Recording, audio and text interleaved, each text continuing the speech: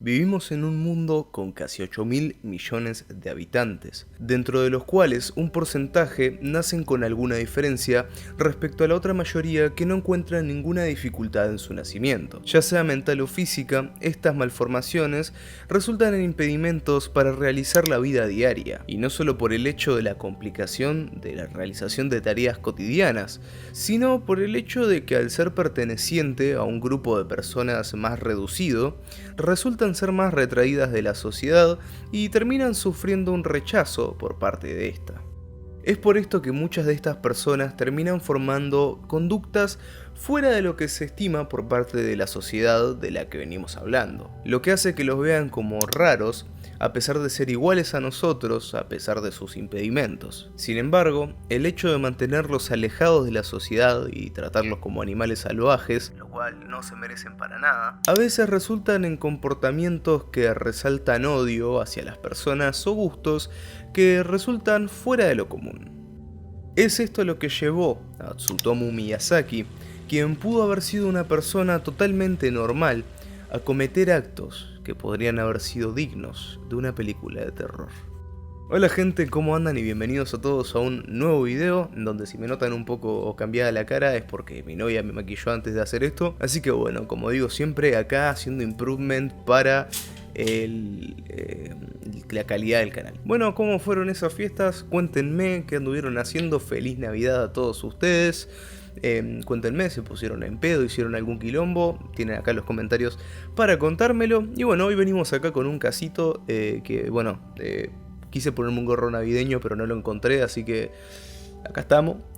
Así que bueno, vamos a estar teniendo un caso que está muy interesante. Estuve investigando bastante a fondo todo lo que pude acerca de, como dije, Tsutomu Miyazaki, que bueno, muchos lo conocen como el asesino otaku. Ya vamos a ver por qué. Vamos a ver cuáles fueron sus víctimas, cuál fue su modus operandi y todas esas cosas de las que hablamos siempre para poder, bueno, ver cómo fue todo este caso, que tiene una finalización bastante loca, por así decirlo, porque no me esperaba que siguieran existiendo cosas así, pero bueno, ya vamos a ver qué pasa. Así que bueno, antes de empezar con el caso, les digo como siempre, denle like al video, suscríbanse a mi canal, activen la campanita para que reciban una notificación cada vez que suba un video nuevo. Recuerden que tengo un PayPal en donde me pueden ir a donar, así que bueno, sin nada más que decir y sin romper tanto las bolas, empezamos con el caso del día de hoy.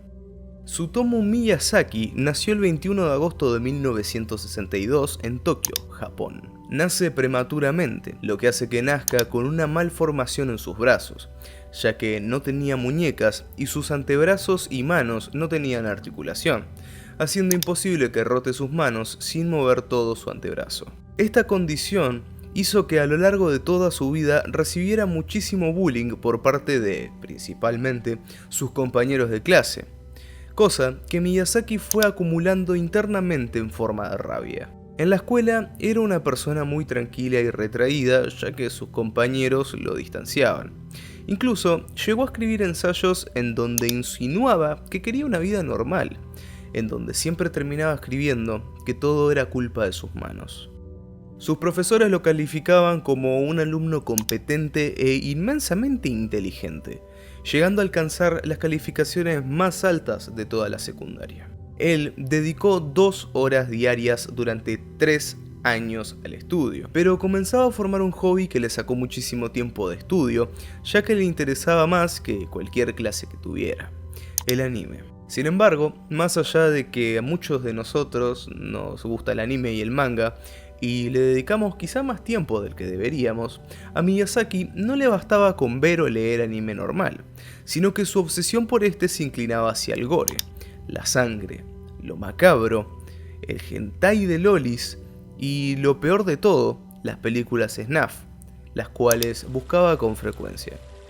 Abro un pequeño inciso para decir que las películas snuff son películas ilegales que se encuentran en lugares como la Deep Web, en donde se pueden presenciar asesinatos reales. O sea, digamos, tienen toda una trama, pero culminan en un asesinato real hecho por el autor de dicha película. A la par que se obsesionaba con esto, menores eran sus notas, por lo que pasó la secundaria sin pena ni gloria. Quiso ingresar a la Universidad de Meiji, ya que hablaba muy bien en inglés, pero quedó sobre los últimos puestos de los postulantes, por lo que no lo logró. Así que comenzó a estudiar fotografía y se mudó de la casa de su familia para poder enfocarse en sus estudios. En 1983 se graduó como técnico en fotografía, lo que hizo que lograra conseguir un trabajo en la imprenta de un amigo de su padre y volviera a vivir con sus padres.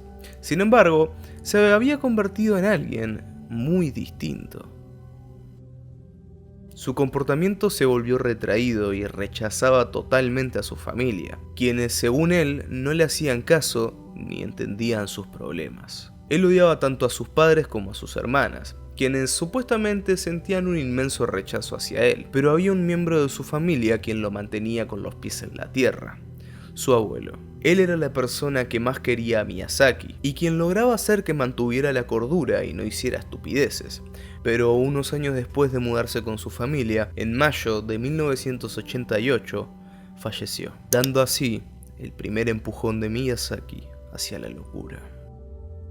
Según él mismo contó, luego de que cremaran a su abuelo, tomó una parte de sus cenizas y se las comió, para sentirse más cercano a su abuelo. A partir de esto, todo fue de mal en peor. Su relación con su familia no mejoraba y su obsesión con el hentai, la pornografía y el gore snuff aumentaban. Miyazaki además encontraba refugio en esta clase de contenido, ya que tenía un gran complejo por tener un pene muy pequeño, el cual le avergonzaba muchísimo. No mantuvo contacto sexual con nadie, no solamente por este mismo complejo, sino también porque le causaba rechazo a sus compañeras de clase, quienes no sentían rechazo por sus muñecas, sino por su forma de actuar y su poca preocupación por su aspecto.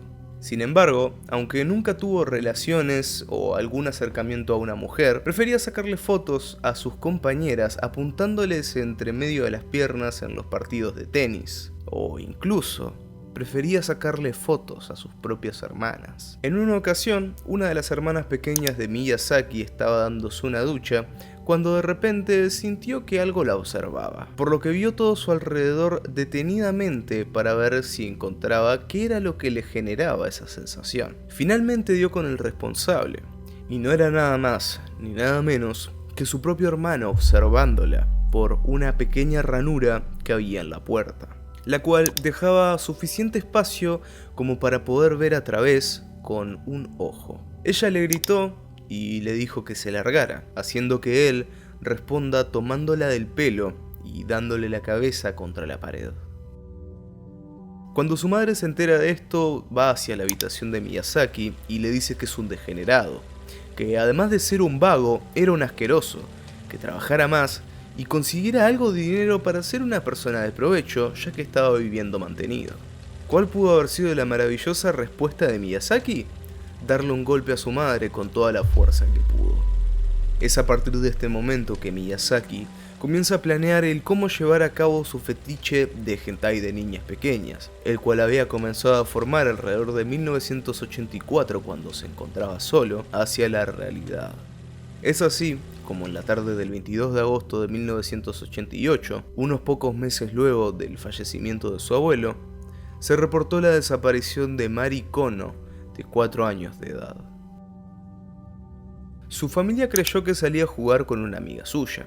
Sin embargo, cuando ella volvía hacia su casa, Miyazaki apareció en un Nissan Langley que su padre le había regalado cuando volvió a casa y le ofreció darle un paseo a la niña, quien inocentemente aceptó. Cabe recalcar que estamos hablando de la época de los 80s en un país como lo es Japón, el cual tiene un índice de criminalidad bajísimo comparado con países como los que vivimos nosotros, los latinoamericanos, e inclusive los europeos. Volviendo al caso, Mari subió al auto y Tsutomu condució durante un rato hacia el oeste de Tokio, en donde se detuvo bajo un puente. Allí se sentaron los dos juntos, y finalmente, Mari Kono, a sus 4 años de edad, fue asesinada. Miyazaki la tomó con fuerza y la ahogó, para luego comenzar a tener relaciones con el cuerpo de la niña. Al terminar, dejó el cuerpo ahí, Tomó las ropas de la niña y se fue en su auto, dejando a una familia con la pregunta de si algún día volverían a ver a su hija. Meses luego, el 3 de octubre de 1988, Tsutomu buscaba a su siguiente víctima, esta vez mientras conducía por la prefectura de Saitama, en donde se topó con Masami Yoshizawa, de 7 años, a quien convenció nuevamente de dar un paseo. Se dirigió nuevamente al bosque donde anteriormente había asesinado a una niña de 4 años de edad, y de igual forma, Masami fue asesinada y violada por este monstruo. Como siempre, el modus operandi de Tsutomu se basaba en asesinar y luego abusar sexualmente de los cuerpos de sus víctimas, presuntamente porque le daba vergüenza de que incluso una niña viera su micropene, del cual, como ya dije, tenía un complejo muy grande por ser tan pequeño. La policía comenzó a hacer investigaciones, pero nadie lograba nada, no por lo menos hasta el siguiente crimen que realizaría. El 12 de diciembre de 1988, la víctima sería otra niña de 4 años de edad, a quien secuestró en Kawagoe, nuevamente en Saitama. Erika Namba fue la valiente niña que se rehusó a subir al auto de Miyazaki, quien la forzó a subir y condujo hasta Naguri, en donde la obligó a desnudarse dentro del auto para poder tomarle fotografías. Mientras él hacía esto, fue casi visto por alguien que pasaba en un auto. Sin embargo, lamentablemente no fue así, y quizá, por los nervios de que pudiera suceder, asesinó a Erika. La ató de pies y manos, envolvió el cuerpo en una sábana y lo colocó en el maletero del auto. Avanzó un poco y dejó el cuerpo en un bosque cercano al aparcamiento y la ropa un poco más lejos, error que llevaría a la policía a encontrar el cuerpo de la niña y comenzar una investigación que empezaría a dar frutos. Al comenzar las investigaciones, la policía se enteró de que tanto la familia de Mari Kono como la de Erika habían comenzado a recibir llamadas raras por teléfono y a cartas que parecían hablar del asesinato de las niñas. Meses después, el 6 de febrero de 1989, el padre de Mari Kono encontró una caja en la puerta de su casa que contenía los restos incinerados de su hija, junto a una nota que decía: Mari, huesos, cremación, investigar, probar. El día 11 del mismo mes, la policía recibió una carta de 3 páginas en donde Miyazaki, bajo el nombre de Yoko Imada, confesó el crimen de Mari Kono y se burlaba de ellos, dándole falsas esperanzas de que estaba viva. Sobre el verano del mismo año, Miyazaki tuvo la intención de cometer un nuevo crimen. Esta vez lograría sacarle fotos a las partes íntimas de una niña pequeña. Sin embargo, unos vecinos lo vieron y lo persiguieron, aunque lamentablemente logró escapar. Las ganas de volver a cometer un crimen tan horroroso volvieron a consumir a Tsutomu, quien el 6 de junio de 1989 logró cometer su último crimen. Ese día iría a un parque que se ubica en Ariake, cerca de la bahía de Tokio. Allí convenció a Ayako Nomoto, de 5 años de edad, de tomarse unas fotografías. Lo obligó a subirse a su auto y haría lo mismo que le hizo a Mari y a Erika a unos 800 metros de donde había levantado a Ayako. Sin embargo, esta vez llevó el cuerpo a su apartamento, en donde fotografió el cuerpo y lo filmó mientras se masturbaba, cosa que hizo los próximos 2 días incansablemente. Finalmente, el olor a putrefacción venció a Tsutomu, así que decidió decapitar el cuerpo, dividir las extremidades y dejar el cuerpo en el baño de un cementerio. La cabeza de Ayako la dejó en una pradera y se quedó con sus manos, de las cuales se comió una parte. 2 semanas luego, Miyazaki volvió a donde había dejado el cuerpo, ya que temía que la policía lo encontrara. Lo llevó a su habitación y lo escondió todo hasta que decidió quemarlo, tanto el cadáver como la ropa.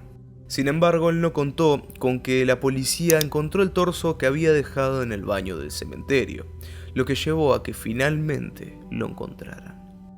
El 23 de julio de 1989, Tsutomu se encontraba conduciendo por Tokio aún libre cuando vio a 2 hermanas jugando a quien nuevamente ofreció tomarles unas fotografías. La mayor de las 2 corrió en busca de su padre, mientras que a la menor logró fotografiarla desnuda. Por suerte para esta vez, la niña pudo avisar a tiempo a su padre, quien fue a buscar a Miyazaki y lo encontró intentando meter un lente de contacto en la vagina de la niña.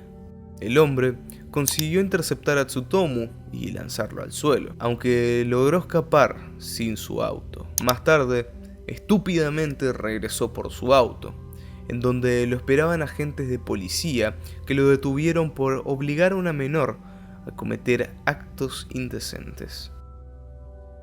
Casi 3 semanas después de su arresto, finalmente Tsutomu Miyazaki confesó el asesinato de Ayako, de quien encontraron el cráneo al día siguiente. Luego confesó los crímenes de Erika y Mari, y el 6 de septiembre se encontraron los restos de su última víctima, Masami Yoshizawa, los cuales se encontraban en un bosque de Itsukauchi. La policía registró su apartamento y se encontraron más de 6.000 cintas de video, entre las cuales habían series enteras de anime y películas del género gore, las cuales conseguían mediante un amigo fotógrafo de manera ilegal. Entre estas cintas también se encontraban las grabaciones de Tsutomu. En los 90 encerraron a Miyazaki en la prefectura de Saitama y un grupo de psiquiatras de la Universidad de Tokio lo analizó, diagnosticando que sufría un trastorno de personalidad múltiple y una esquizofrenia extrema, aunque él sabía que sus crímenes eran totalmente atroces, por lo que no había ningún justificativo sobre alguna condición mental con lo que pudieran reducir su condena. En 1994, su padre, quien se rehusó a pagar a algún abogado para que defendiera a su hijo, se suicidó arrojándose al río, a lo que Miyazaki respondió diciendo que esa noticia lo hacía sentir como nuevo. Fue sentenciado finalmente a la pena de muerte en la horca, lo cual intentó reducir a cadena perpetua, sin ningún éxito. También intentó que se le aplicase la inyección letal, ya que la horca le daba miedo. El 17 de enero de 2006, la Suprema Corte de Justicia reevaluó el caso, en donde mantuvieron la misma sentencia. Finalmente, el 17 de junio de 2008, Miyazaki fue ejecutado tal y como se lo había sentenciado. Y hasta el día de hoy, nadie sabe qué sucedió con las más de 6.000 cintas que se encontraron. Creo que lo que más me rechina de este caso es el hecho de que Miyazaki intentase reducir su condena a cadena perpetua o a inyección letal, porque le daba miedo la horca. Bien tendrían que haberlo prendido fuego. Se puede discutir si la familia del Tsutomu fue una buena familia o no, pero piensen en lo siguiente. No tenemos información sobre si su familia sentía odio por él, solo sabemos que sentían rechazo por él, efectivamente, por su adicción al porno de niñas pequeñas y que al paso del tiempo empeoró, o incluso espiando a su propia hermana mientras se duchaba, y finalmente su padre no queriendo pagar un abogado, quien tuvo un final lamentablemente muy trágico. Si sus hijos cometieran alguna clase de crimen como estos, ¿ustedes intentarían reducir su condena? ¿O salvarlos de una muerte? Yo personalmente diría que no, pero ya me contarán ustedes en los comentarios. Así que bueno, con esto, que según estoy viendo en la duración, es el caso más largo que voy a subir a mi canal, finaliza el caso de Tsutomu Miyazaki, quien murió en la horca, que es, creo yo, que una de las peores muertes que puede tener una persona, y creo que actualmente ya no se hacen más, pero tengamos en cuenta que lo hicieron en 2008, o sea, realmente la horca estuvo presente hasta hace muy poquito, si es que no sigue presente. Pero bueno, como ya les dije, este caso la verdad que me pareció re loco. Hice un montón de investigación con todo lo que pude.